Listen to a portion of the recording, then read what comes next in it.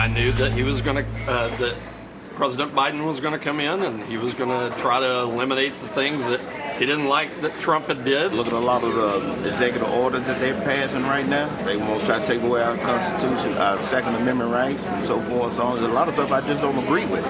Well, frustrated Americans reacting to the record executive order signed by Joe Biden during his first official week in the White House. Here with what we can expect from Congress, Tennessee GOP Senator Marsha Blackburn. Senator, those were diners in your great state, the volunteer state in Knoxville, Tennessee. Long relationship between Texans and Tennesseans here, from Davy Crockett and Sam Houston to me talking to those diners this week.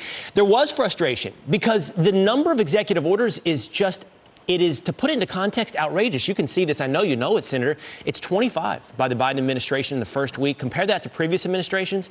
It is absolutely towering above them. What can Republicans do? This isn't legislation. This is executive orders. What can Republicans do to push back?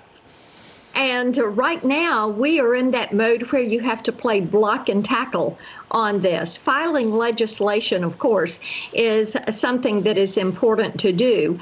And also awareness. And as you saw this week in Knoxville, Will, people are watching this and they are incredibly unhappy. They are looking what has happened with the climate change, with the Paris Climate Accords, with stopping the Keystone XL pipeline. They are looking at how he is giving favors to China by restricting our freedoms. I had one Tennessean this week said, you know, we should call him Joe the Job Killer because of the actions that he has taken this week. And then they're looking at Bernie's budget and they're saying, my goodness, $15 an hour is a minimum wage. Some of my Tennessee employers this week have been very concerned about that. But here's what we know.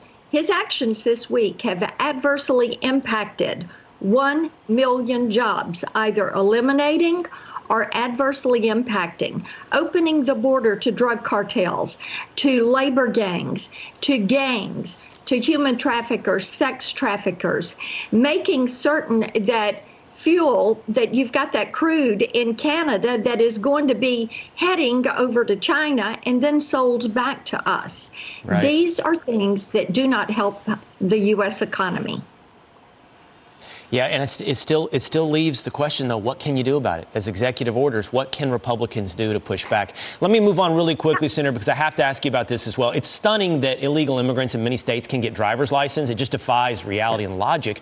And I understand that you and several GOP legislators are looking at a way to push back on states that are granting driver's license to illegal immigrants. Right. And this is part of the what can you do about it. And I did file 2 bills this week that deal with illegal immigration. One of them stopping states. We have 15 states in the District of Columbia that give driver licenses to illegal aliens and restricting federal law enforcement funds to those states.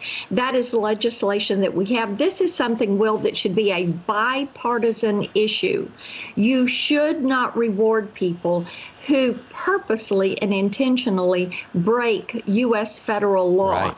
And that is what these states are doing. Just common sense. I don't know the other side of this. It seems very common sense. All right, Senator Blackburn, thank you for getting up and talking with us this morning.